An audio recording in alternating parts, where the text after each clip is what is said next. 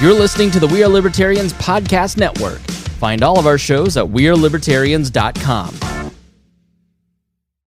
This episode is brought to you by Shopify.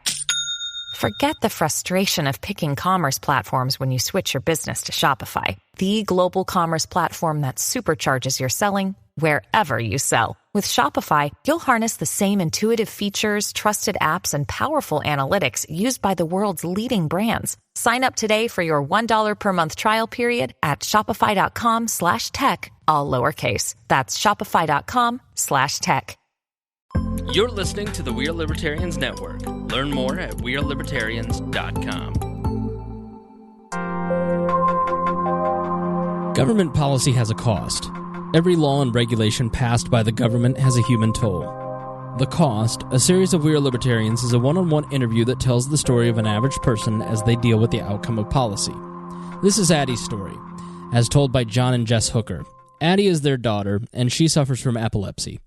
She deals with seizures frequently. Lately, they've been taking CBD oil, which is from the cannabis plant.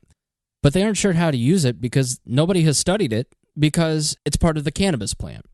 So John and Jess talk about the need to deschedule and deregulate marijuana, or cannabis, and its sister hemp, so that universities can begin studying the healthy effects of marijuana. Here's Addi's story.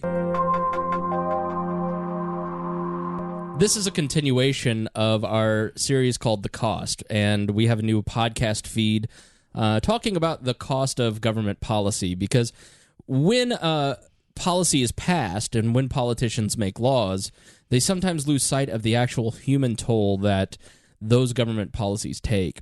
And if you've heard Amanda's story, Woody's story, you understand. And so today I'm talking to my friend Jess and John about their daughter Addi, who has epilepsy, correct? Yes. And they are here, and we're going to talk about medical marijuana. We are. And so Jess and I have known each other through, she used to work where I now work, and we've become friends over the years. And thank you for joining me, Jess. Thanks for having us. We're excited to talk about it. Yep. So she was formerly on the Chick McGee podcast, and she had me on their podcast, and now I'm returning the favor. Thanks. So, and John is also with us. Yeah. John, this is your first podcast. You're a little nervous. My very first podcast. I am a little nervous. Yes. Well, don't be. I'm very gentle. Okay. I promise to be gentle. Great. So let's dive into it. I mean, I know of your situation, and you've talked about it on previous podcasts and on Twitter. You're very open about Addi's situation. But for those who don't know, can you explain who is Addi and what is going on, Sure. first of all? So Addi's back. So Addi is, John and I have two children. We have Maxwell, who is 13, a thriving, wonderful teenage boy and all that comes with it, and our other child is Addi, and she is 11 years old, and she was diagnosed when she was 7 years old. She was diagnosed with bilateral band heterotopia, which is a genetic abnormality that happens at 16 weeks gestation. And when I say this, I always preface it with, this is what they've told me, that it happens at 16 weeks gestation. I have no idea. Sure. None of us do. Right. It could have been malpractice when she was born. I don't know. You know what I mean? It could have been anything. But they say that if they would have given her an MRI or done a brain scan of some sort, they would have told us that this malformation in her brain, which basically your gray matter migrates at 16 weeks gestation throughout your brain. Oh, okay. With the white matter, and that's how it works. Well, what's the difference between white and gray matter? I don't know. Okay. That's I don't know, but somehow they must make some milky gray color together, and that I don't know. But Addi's didn't migrate. Okay. So she has a dense band of gray matter. So it's like if you make a fist, it's really tight, and there's for lack of a better term, that electricity that travels trying to connect for seizures to make a seizure. There's two ends that need to connect. Okay. Well, they're constantly firing, and when they connect, that's when she has a seizure. And that's common with anybody, but hers is just in a condensed area, like really tight area. So that's how that is. We didn't know until Addi was 7. She'd had this her entire life. We didn't know until she was 7. She had her first physical seizure. Okay, so she had been having seizures before, but it just didn't manifest itself? Yes, they say that usually seizures will change form with growth spurts, and that this type of epilepsy, usually between the ages of 7 and 13, is when you'll see the first physical form. We knew something was up in kindergarten when they said, like, your daughter is a really hard worker, and she's not a disciplinarian problem, and she's all these things that she should really be succeeding more than she is. Mm-hmm. And standardized testing, it was not clicking. The term they kept using was every day was a clean slate. Yes. It was like starting over every day. Starting over every day. She comprehended and she worked hard and she was starting to gather things, but every day it was like a new clean slate of what did we do the day before? Yeah, 1 step forward, 2 steps back. Heard that a lot from educators. And so it wasn't until she was 7 years old, over the summer between 2nd and 3rd grade, that she had her first physical seizure, a tonic seizure. And there's 40 different types of seizures. Okay. And my daughter, I've done a spreadsheet to figure this out and to map them. She's had about 33 of them. And that's very uncommon for someone to have that many types of seizures. And so often, when you think of a seizure, you think of the stereotypical fall to the floor, shake, and then shove your wallet in their mouth so they don't bite off their tongue or they don't swallow their tongue. It's impossible to swallow your tongue, people, just so you know. Okay. And you never want to stick anything in somebody's mouth while they're having a seizure. You're going to do more harm than that. And so, but there's so many different ones. So Addi's was a tonic. It's where you become very, very stiff. Your muscles become stiff. And she just kind of reached out. I think she had juice in her hand, and just orange juice flew everywhere. And it was just like a rhythmic kind of like this, but it was long, drawn out. It wasn't that like shake, that rhythmic shake that they do. This was like both arms are extended and she was just flailing would be the word. Was she conscious? She was conscious. Like, looking at her, you would assume she was conscious. She could not hear us and she wasn't responding. Okay. She was breathing. Her eyes were open. It looked like there was activity somewhere, but she was not with us. She had to look like she was looking through you. Yeah, like she didn't see you at all. She was looking at you, but it was past you. It was past you. Like there was, she was just looking. And that's very common too.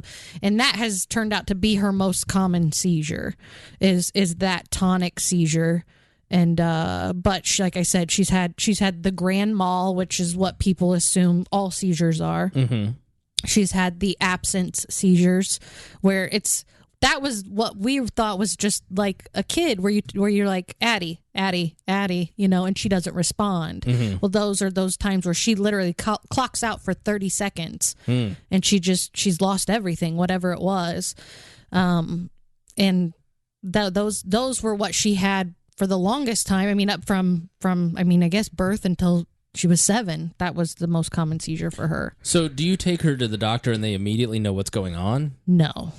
They don't. We didn't know. We thought blood sugar. We thought blood sugar. We thought, like some kind of spasm, like growth or muscle, or Mm-hmm. I mean, I remember, like John's first reaction is like, take her outside, get her fresh air. Like we were trying to think of anything. Get her up and moving, and then realizing later that she fell asleep, and he and I standing in the closet, just holding each other and sobbing, going, what the hell just happened? Right. And so it was probably, to get into a pediatric neurologist is, wow, that's a lot. It's a lot of time. Yeah. Really? Yeah. And we had people who were on the board at the hospital call in for us and say, can you bump this kid up? And some people don't have those connections, but sure. Like anything, if you have the connections, you're going to get it. That is a theme that comes throughout all of the episodes of this series. I mean, it is, if you don't have the right people connecting you to the right people, you're completely screwed. You are screwed, and you just have to wait. Like, we would have had to wait 3 months probably, at least to get into the doctor.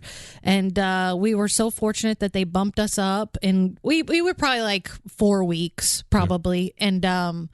And they did the MRIs and the brain scans and the CAT scans. I mean, they did everything that, from what I remember, 48-hour EKG, all those things, and came back and said, yeah, your daughter has a mass in her brain. And it's not, when I say mass, it's not a growth. I mean, it is her brain tissue. It's her gray matter.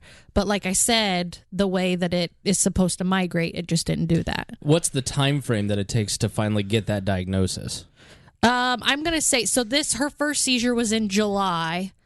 And then we went to the doctor in late August. The 48-hour EKG to schedule those things. October or November. October. That's what I was going to say. Late October, early November is when they called and said, "This is what this is." Yeah. So is she having seizures during that period? No, she didn't really have. I mean, like we would note. So we became obviously more aware of, like, okay, she's staring and she's not responding. Let's write this down. Yeah. Just being aware. There is no one in our family who's ever. I had an aunt who fell and had a couple of seizures after a fall, a head injury. Mm-hmm. John has a brother who had like an isolated seizure. Yeah, and so outside of that, no one in our family's ever had epilepsy. We had no idea that would even be an option. I mean, we were concerned. You think the worst. Like, what are we gonna do?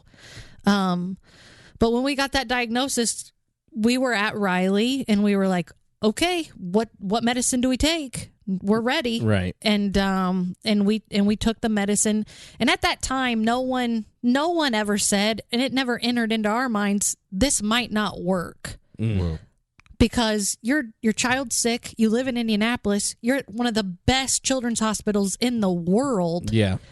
You give us medicine and we fix this and we go home. To give our national audience an idea, James Whitcomb Riley, the author, donated his estate to the local hospital and created Riley's Children's Hospital. Mm-hmm. And this was 100 years ago in the 1915.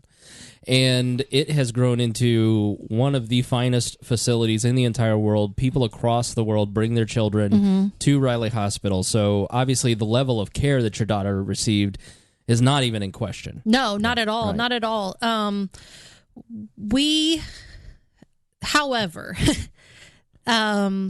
epilepsy is an umbrella term. Mm-hmm. To give you an idea, I've connected with one parent in the United States who shares this diagnosis. Wow. Okay? So it's very rare. It's very rare. Right. And when a child has a seizure and you go to the emergency room, did they fall? Did they have a high fever? Like the basic questions. And as many times as we've been to the emergency room, I end up having to school these ER doctors, like, this is what this is. And they're, what? They really don't know. I mean, it's like in any job, you're going to know either a general ER doctor, you have a lot to know and a lot to be aware of. Mm-hmm. Something so specific and rare, no, they don't always know. And that can also be a problem because the way that our drug system and our medical system works is it's about volume of sales. So if they can sell a boner pill to 1,800 million people around the world, then they're going to put most of their time and effort into that. If you've got a diagnosis where you've got 2 kids in the world with it, they're going to spend less time and money and research on solving that problem. Right. Have you run into kind of some of that throughout this? I want to say almost a general disinterest, if that is, I mean, like, it's just like, oh, I mean, that's so rare. I mean, there's a stat that talks about the amount of funding and money that goes into, what is it, MS? Do you remember this? Yes, but I don't. But it's combined. It's three diseases, conditions, however you want to put it. It's 3. I'm going to say like MS. I don't know. I wish I had this stat. I'm sorry. That's okay. Yeah. But basically saying that more people have epilepsy than these 3 conditions combined, and yet they're the least funded. The epilepsy is the least funded. Is that because everybody has seen the MS walks, or I mean, is it just because there's less awareness, less marketing put around? Like, everybody knows the pink, what that is associated with. Everybody does, and it's also, I I mean, no one's taking it and tried to make it a corporation. Nobody's taken epilepsy and said, this is what we're going to do. I also, in my opinion, think that there is such a stigma with epilepsy and people who are epileptic and what that entails, and that they don't, you can't see it. If you looked at me or if you looked at Addi, obviously, you would have no clue that she has this condition. Right. This condition that I mean, has the potential to kill her. Mm-hmm. You'd never know. So if you can't sell it, if you can't sell this and make money off of it, sorry, I know this is, but they're not going to do it. Right. You have to have a poster child, and they don't have that. Sadly, it is ugly, but you think about muscular dystrophy and Jerry Lewis and the telethons all those years. The big money getter is the kid in the wheelchair coming out. Yeah, that's 100% true. Makes sense. It's 100% true. I share our story on all social media because I have yet, like I said, I found one other mother, and if there's another family out there that goes to hashtag seizures suck or whatever it is that I put on there that time and says, oh my God, here's a family, oh my God, they're going through the exact same thing we're going through, that's the reason that I share our story. Yeah. So that someone else goes, oh, they tried this medicine and it didn't work the first time, but then they did this or whatever it is. That's why I share a story. Can I take a video of my daughter having a seizure and put it up on social media? I could. Would it get the response that I want? Probably not. Sure. It would offend people because it's ugly. Mm-hmm. It's ugly. It's scary. It doesn't give you the warm and fuzzies. There isn't a happy ending here. Right now there is not a happy ending because my daughter has refractory epilepsy. We've gone through some of these medicines we've tried twice, but we're up to 13 different medications. So you get the diagnosis, and I can't imagine. I mean, what is the reality? What is the reaction to that as parents? I mean, that's got to be. I'm not a parent. The closest thing I have is cats, and it's not even remotely. You have nieces, right? I have nieces, yes. Yeah. And I couldn't imagine my nieces having, because you have the way that I look at my nieces, I'm just like, wow, look at all the potential. Look at the great life they had ahead of them. Yeah. I mean. What are some of the reactions that you guys go through once you have this diagnosis?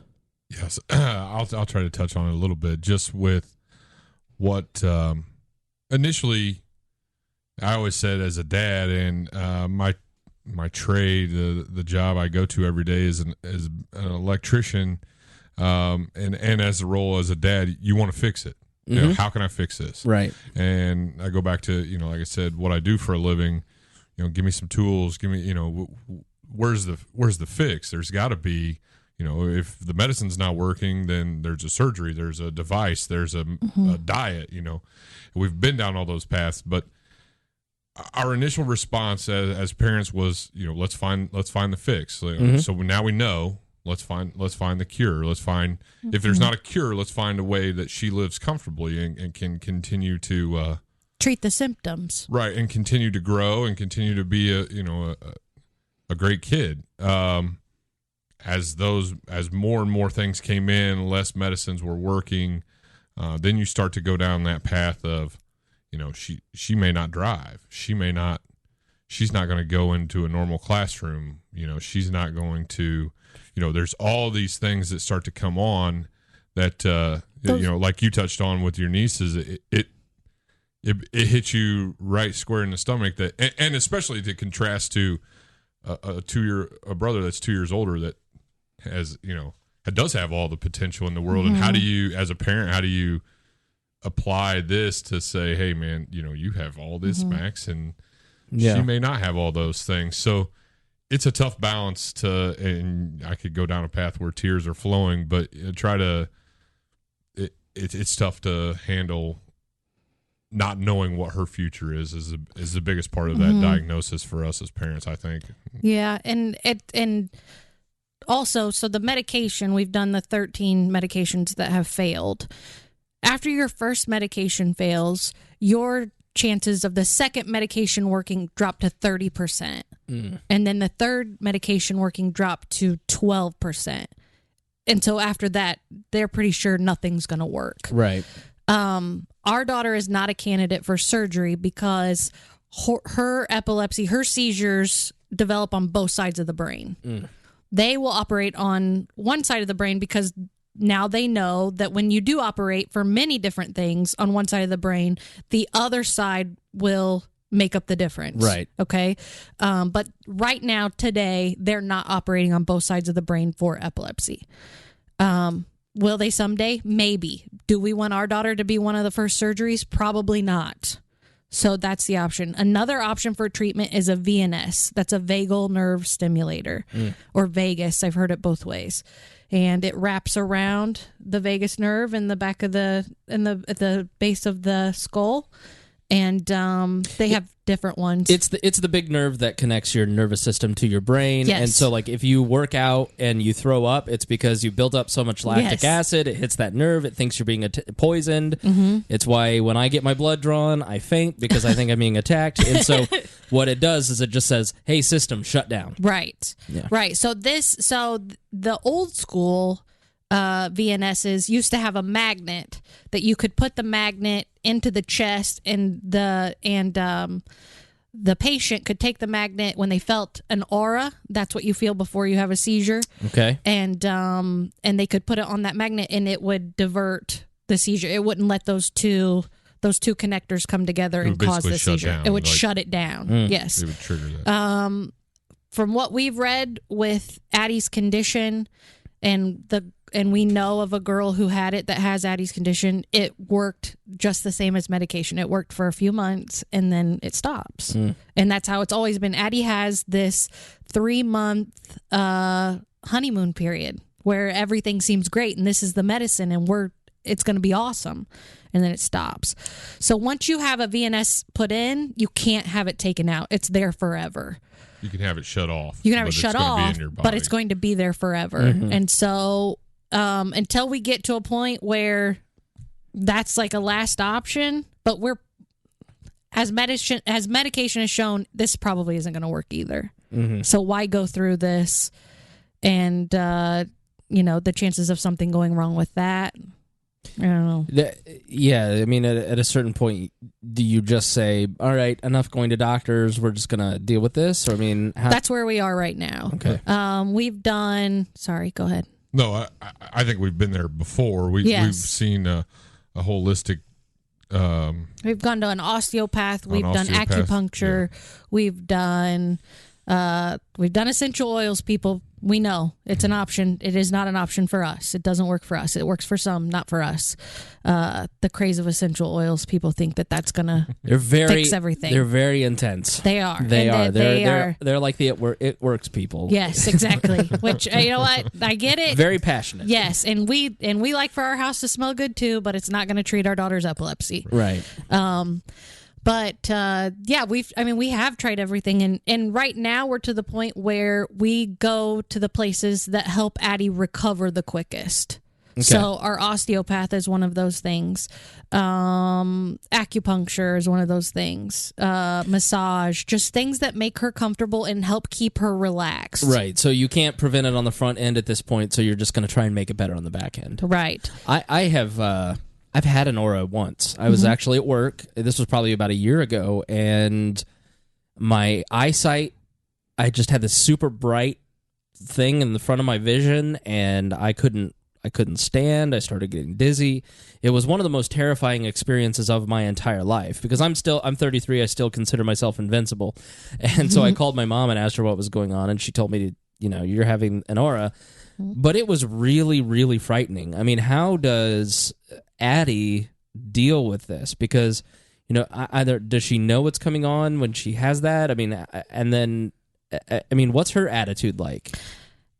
We always said that Addi has had this brain since she was born. Mm-hmm. So when she turned 7 and we realized she had this brain, she was like, well, thanks for finally catching up on what the hell's going on with me, Like she has just had to counteract and just adjust her entire life. So she doesn't know any different. So she doesn't have that same kind of fear where it's like, oh, it's more an annoyance is what I would say, because we were in the car yesterday and she had 11 seizures in the span of an hour, and that went from tonic to the auras, which we consider, like, we clocked the auras to absence to all kinds.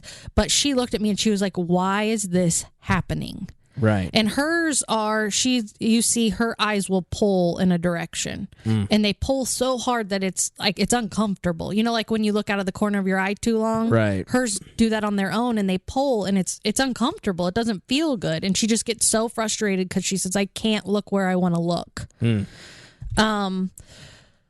But to go ahead and jump into the topic of CBD oil. I don't know if very many people know that it is legal to ship CBD oil on a federal level. Explain what it is, please. Okay. CBD oil is cannabis has millions of strains, the biggest two being CBD and THC. THC is the component you get the psychoactive, the high. Most of our audience, being a libertarian podcast, would be familiar with the concept of THC. Okay. Yes. They're familiar with that. Well, CBD has so many healing benefits, as does THC, but CBD is the one that doesn't get you high as well. Okay. So the Stanley brothers really brought this to light in the documentary Weed, I believe it is, and where they made a strain of CBD that had no THC in it, but it was a cannabis plant and cannabis hemp. I try not to say marijuana anymore, because marijuana actually, it has nothing to do with cannabis or hemp. That's a slang term. Yes, exactly. It's actually like a really crazy tobacco. It doesn't apply. Right. But they developed, the Stanley brothers developed this strain of CBD and used it on a little girl named Charlotte Figgy, who was having like hundreds of seizures a day, had not walked, had not talked, nothing. And I think her dad maybe stumbled upon this, saw it on a YouTube video and called his wife, and he was a soldier. He was overseas. I really recommend the documentary Weed as a starter place of how this all became so popular and mainstream now. But they gave it to her, and like within minutes, her seizures stopped. Wow. Yes. And so you have these families who are hearing these stories, who have these children with refractory epilepsy, and they're moving to Colorado. We're going to get this Charlotte's Web strain of CBD oil. So CBD is being used for lots of things now. However, this Charlotte's Web, the strain that we use, that we have shipped from the Stanley brothers here to Indianapolis, is what we use on Addi. And you have to be very mindful of when you use it. We learned the hard way up front that our daughter gets oversaturated quickly. Okay. It's a cannabinoid, and I know people all say that different, saturation. And so we had to start like literally with a drop and work our way up. And we're only about 3/4 of the way of where she could be. And well, if I can jump in on dosage, we started with a drop. We're now at maybe 12 to 20 drops per dosage, and 2 of those a day. But the issue, and the issue with policy and law, is that nobody's allowed to study it enough to tell you what the right dosage is. Sure. Yeah. So we're saying we're 3/4 of the way to a dosage, but medically speaking, no one really knows. No one really knows, Yeah. and there's when you sign up to put your child on this oil, you become the doctor and the pharmacist and the caretaker and all these things, and it's trial and error. Yeah. And yeah. Let me for our skeptics out there, let me kind of just give, and you guys feel free to jump in, Sure. because I'm sure you know as much about this as I do, if not more. The reason that marijuana was legal, I mean, up until the 20s and 30s across the nation, and Indiana actually has a stamp tax on it that you can go in, and if you bring a pound of pot, they'll put a $3.20 stamp on it. Hemp as well. And In the 20s and 30s, you had William Randolph Hearst and many other newspaper folks and the paper industry and the logging industry. They started to see the competition from hemp. Hemp can have, in Indiana, for example, 3 crops a year. And it grows really well in Indiana. That's why we have ditchweed. You'll see ditchweed around the state occasionally as people throw it out the window, their joint.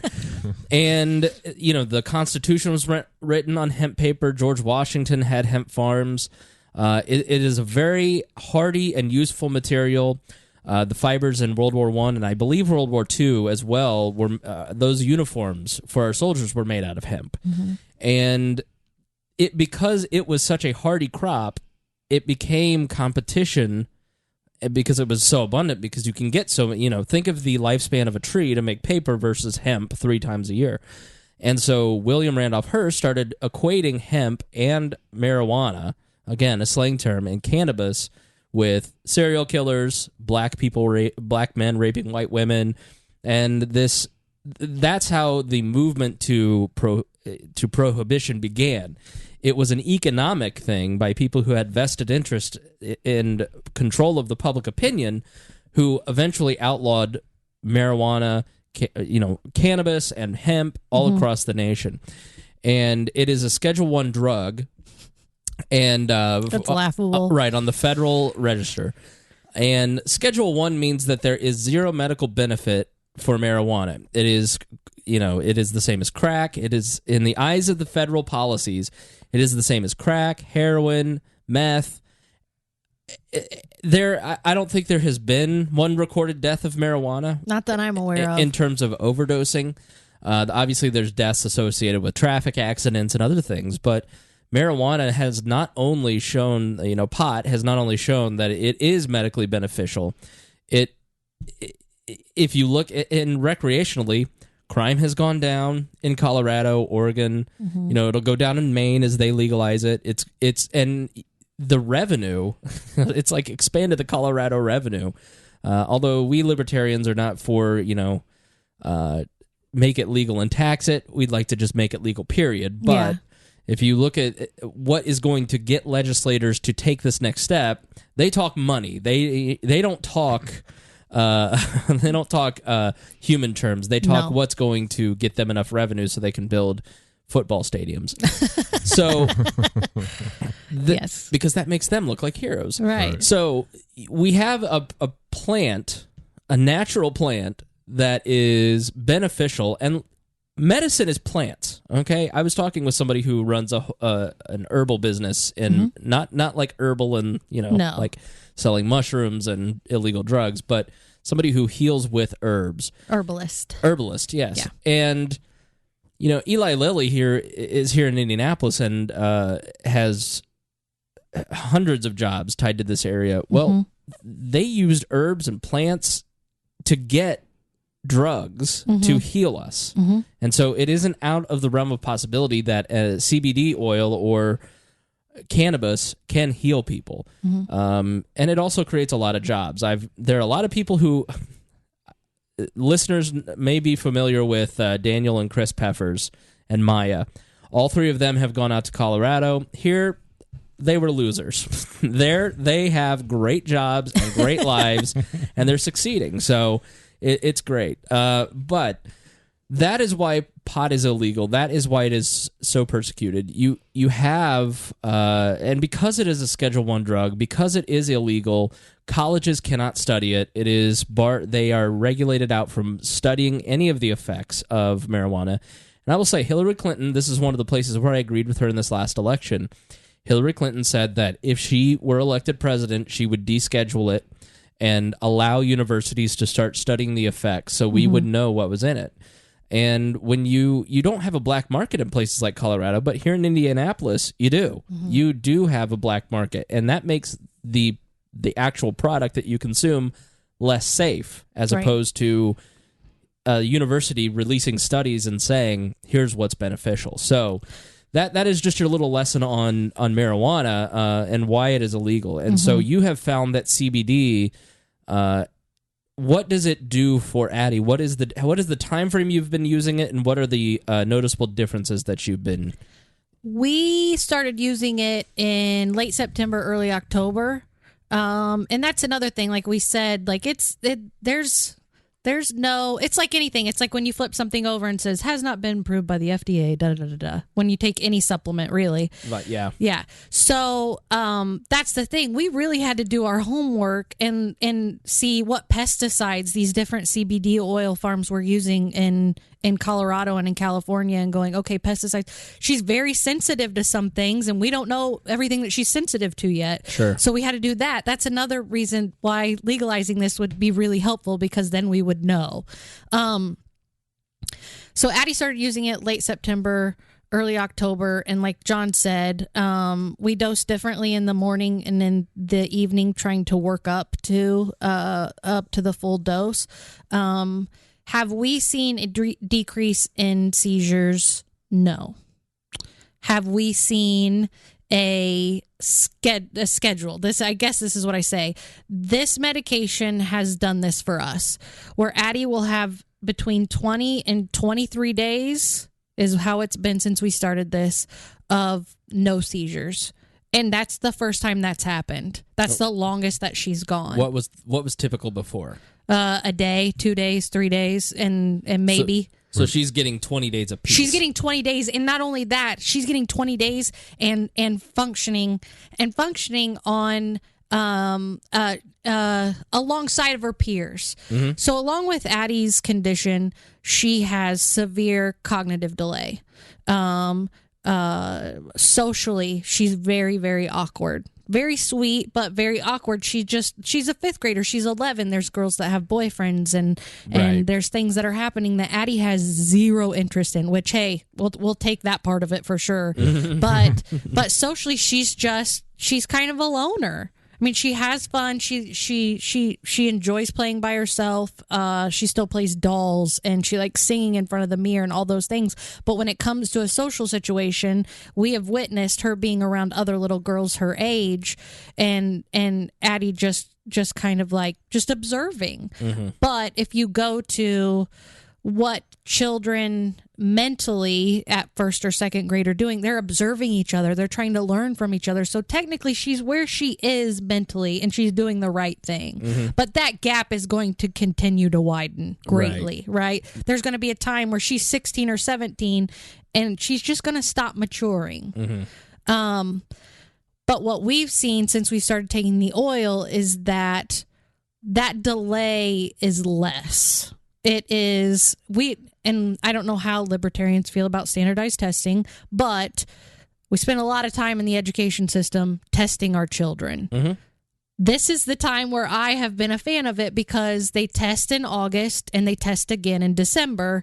And Addi, for the first time in her life, has come up in these standardized testing, which is huge.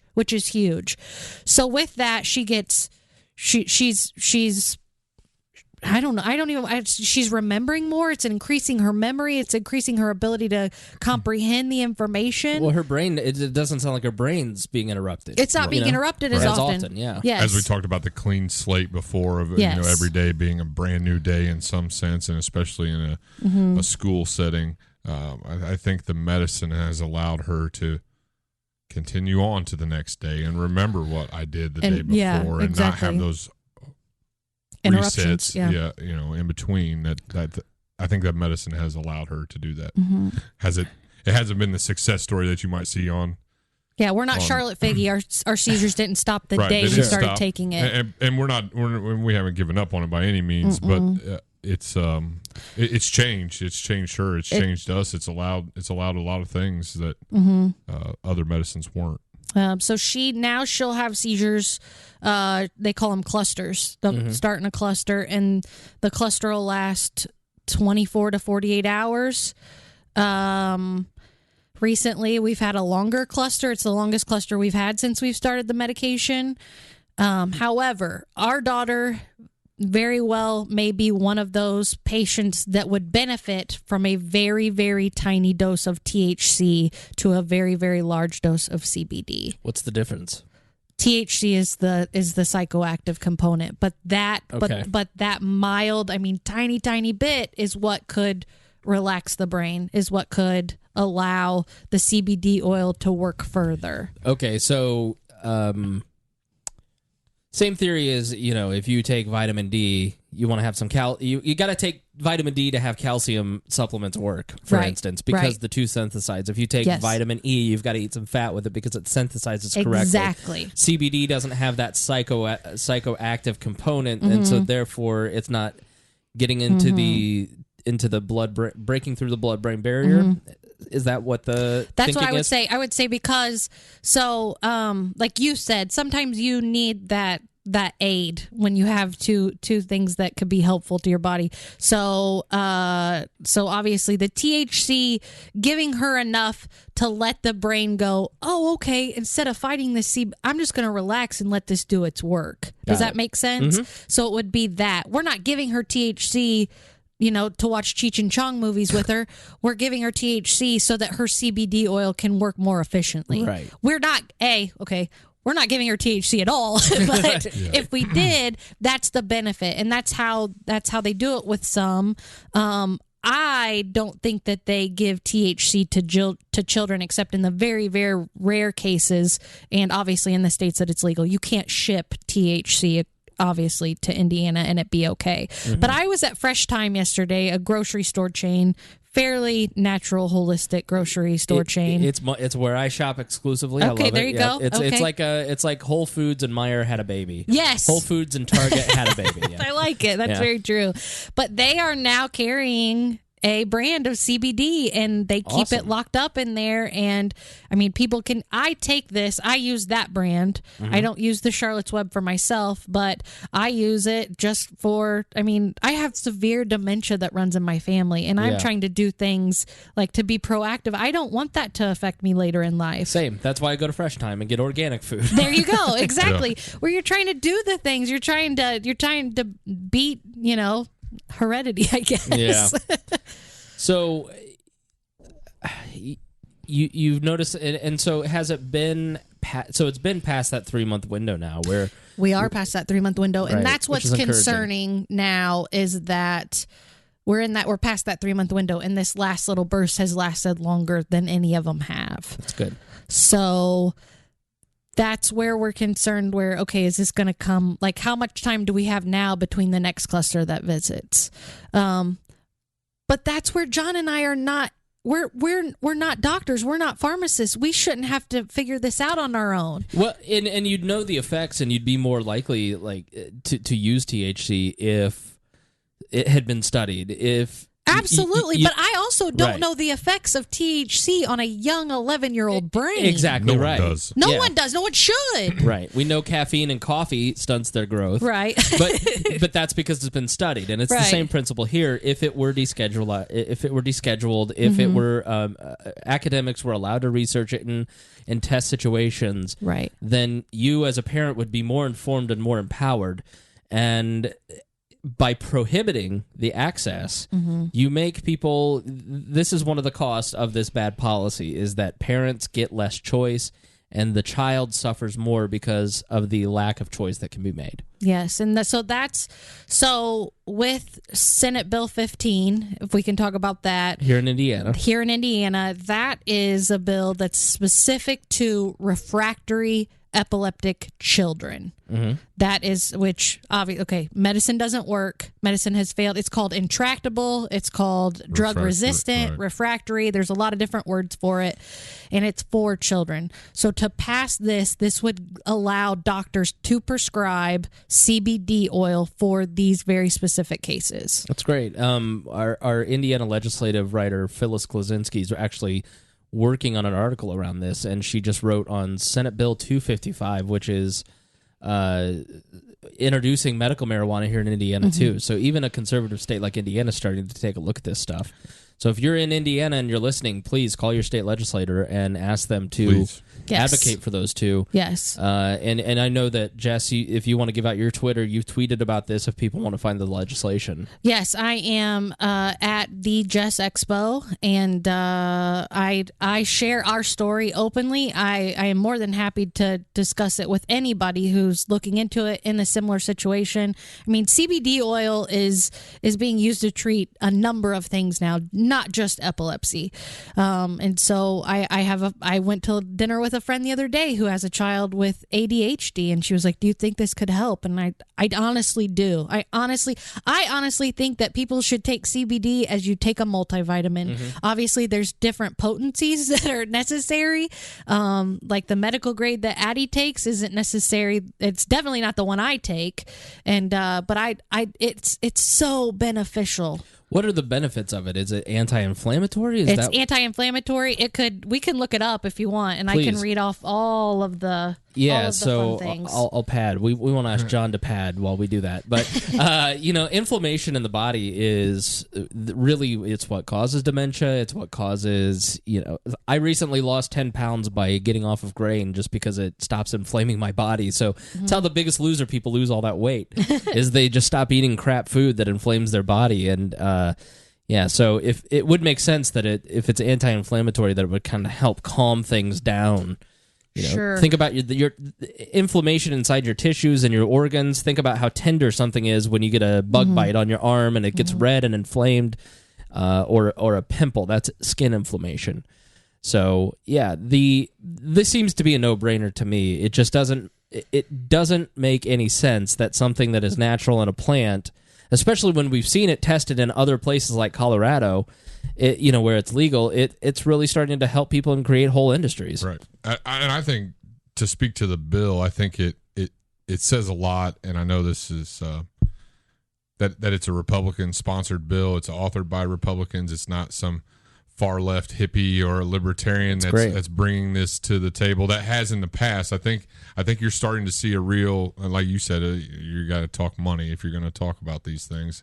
But I think it speaks to the real medical benefits, that it's not a party issue necessarily, and especially here in Indiana. Sure.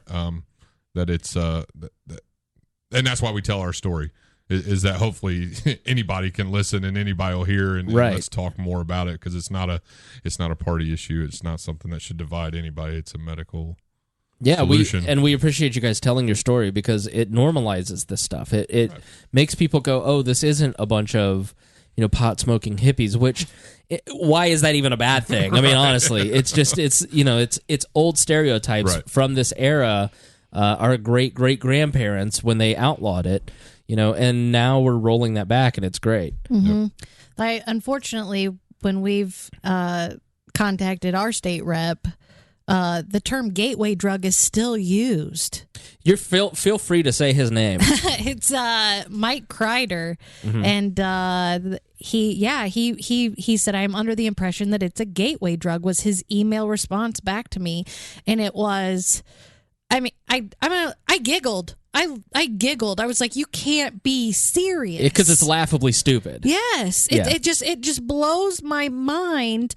But I can't tell you how many people that we know very closely are like, "You're giving your kid weed," and I was like, "Are you being serious?" Like, people are just very uneducated about it. And that's the unfortunate part. But I mean, like we said, the CBD oil, the benefits are it's insane. It's an antibacterial. Mm-hmm. Yeah, okay. Inhibits cancer cell growth. Okay.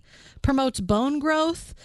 Reduces seizures and convulsions, reduces blood sugar levels, helps the immune system, and anti-inflammatory, reduces the risk of artery blockage, helps with small intestine contractions. We have a friend that we know that suffers from that.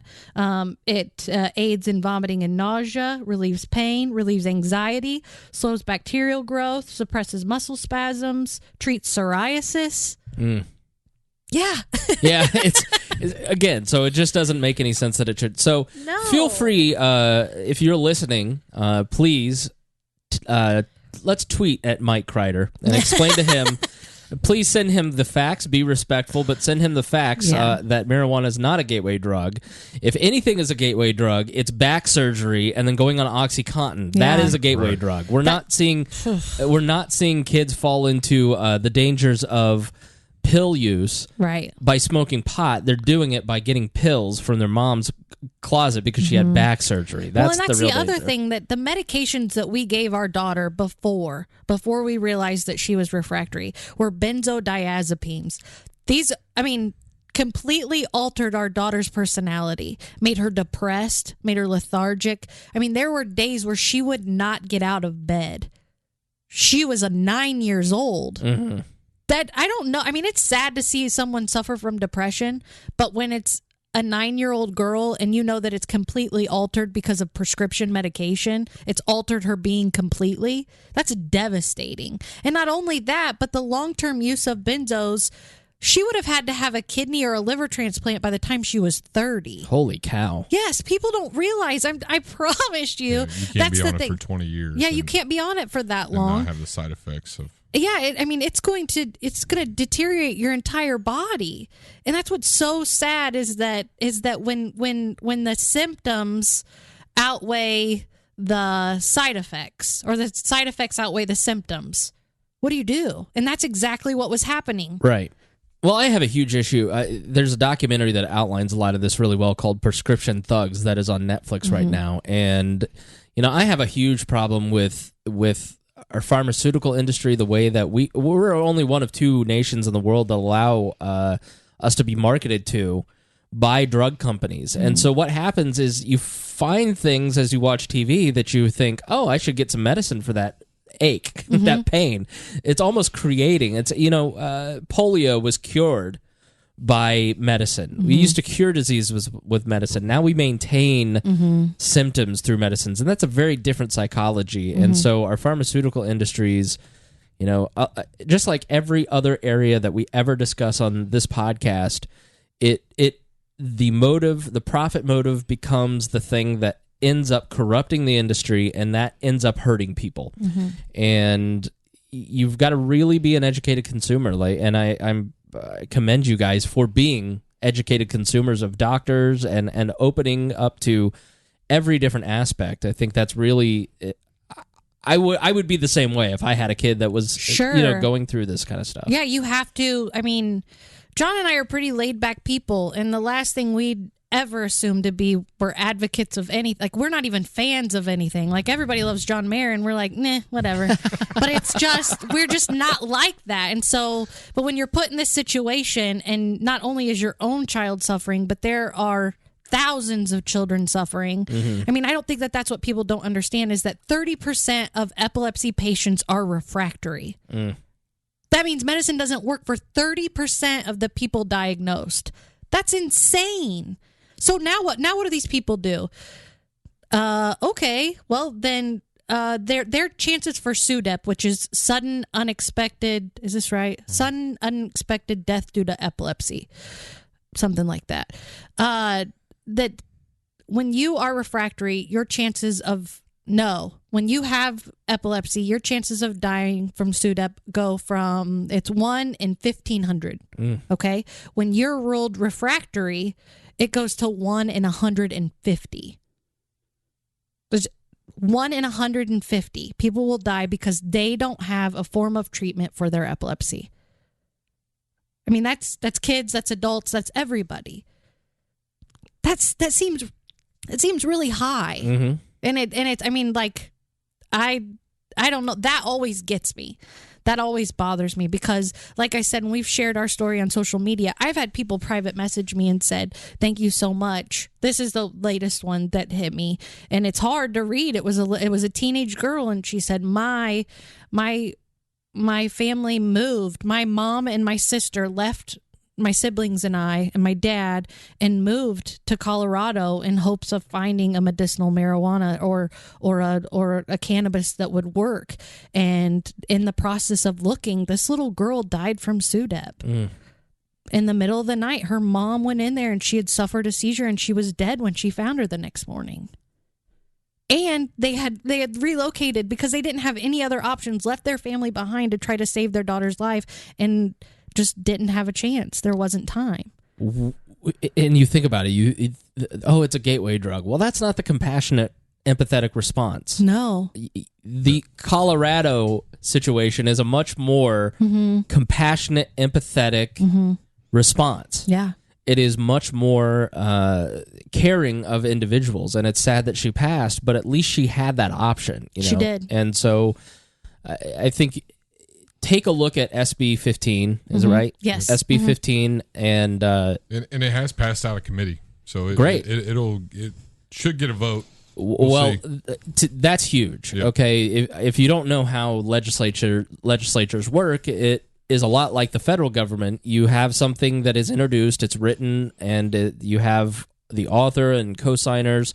It goes to a committee. Usually most things don't make it out of a study committee, let alone making it to a committee, and then passing to the entire floor and getting a hearing. So it's important that it gets a hearing, gets an up and down vote. So you've got to really contact your legislator if you're here in Indiana. And if you're not in Indiana, if you're in other states, take the SB 15 bill, take the language, and talk to your state legislator and see if you can get this introduced in your state. Because that's what ALEC does. Be a libertarian ALEC. ALEC is the Association of Legislative something. Look up ALEC, and it takes legislation and it standardizes it across legislatures across the nation. Well, you can do the same thing. Yeah. Just find out state legislative efforts that you agree with. Take that language. Say to your state senator and your state rep that you want to replicate that. Yeah. It's we're grateful because we've people that we are around now, like John works on a job site with 600 guys, and he has more people coming up to him and saying, hey, your daughter has epilepsy. Yeah, I heard about. Like, even that it's in someone's vocabulary right now, even that they're aware of it, that's a huge step because, like I said before, there was such a stigma that surrounded it. Right. Like, you know what? If you could just, like, keep them out of eye shot, we don't want to see any of that. That's ugly. That's not, And now that people are aware and saying, oh, my gosh, here's this little girl who loves to go to the theater and loves to go to her brother's wrestling meets and would sing Taylor Swift until her mom loses her mind. I mean, like, that's the face of epilepsy is not one person. It's so many different stories and for so many different reasons. And I feel like everybody deserves a treatment option. All right, so final thoughts. John? Yeah. He almost got the hang of it. Yeah, no, I am. You're doing good, babe. Yeah, sorry. I will say that I'm not a public person in the sense that I don't like to share my story. I like to hear your story. I like to learn about other people, and I like to know where they come from, what they do, how they get there, those types of things. That's been my background. It's been very eye-opening and challenging for me to share this story in a sense that, sometimes we don't get that choice that this is our family but with the oncome of social media and different things that allow us to share the story a lot faster, a lot more broad, it's to feel the love and concern of the community and friends that comes back once we share the story, and to see them catching on to that story and sharing it with their friends and getting some connections of other people or anything that goes with it. I think that's what we're after. Whether this bill passes or not, I think someday down the road it will. I hope it's in time that we all get to benefit from it. But I just encourage everyone to share your own story, because somebody out there is looking to connect to you for whatever reason, whether it's epilepsy or libertarians or whatever your cause is. I just encourage everybody to keep sharing that story, and Jess does the best. So, oh, thanks. Yeah, I just to touch on what John said, when John's lifelong Republican grandpa shares our pass medical cannabis on Facebook, like we've done something. Yeah. That's huge, right? And then it'll slowly spread, and it has, and even in our small community of New Pal on the east side of Indianapolis, that people are aware of it, that people are talking about it, and they know that Addi Hooker takes CBD oil, and that it's treating it. It's not treating it as quickly as we would like. It's not treating it exactly how we planned, but that's Addi's story. Nothing has gone as planned. Sure. And so we're going to continue to work our asses off to make sure that she has the best quality of life possible, that she gets to have those first, that she gets to drive a car, even if it's in our backyard and she's not licensed. We're going to let her drive a car. We're going to let her have those experiences of maybe going to a college class once a week. It might not be the ideal situation, but just letting each child, each person have those first and have those experiences that we all deserve is what's important. And liberty is about not having someone stop any of that progress. Exactly. Or limit it. Yes. Well, thank you for joining us. I would be remiss if I didn't mention that Jess is part of the blonde on brunette duo. The lighter side of my life. Yeah, Caitlin would kill me if I didn't plug that. So, blonde on brunette. It is a great. I actually watched my first episode the other day. I laughed. I loved it. It was adorable. So check it out on YouTube. And if you want to get in touch with Jess, it is at the Jess Expo. Please say it for me. I am at the Jess Expo. And you can also follow me on Instagram. It is Jess Hooker _. And that's actually where I share the pictures and our very specific story, the longer posts about Addi and what we're going through and what's worked and what's not. And that's been going on for a couple of years now. You can scroll back pretty far and see what's going on with us. We share the bad days. We share the good days. And hoping it helps someone. Check it out, and if you hit up any legislators, please let Jess know. We help network and get involved. So thank you to Jess and John Hooker for joining us, and thank you for sharing your story. And please, if you're listening, get involved. Call your state senator, call your state representative, call the governor's office.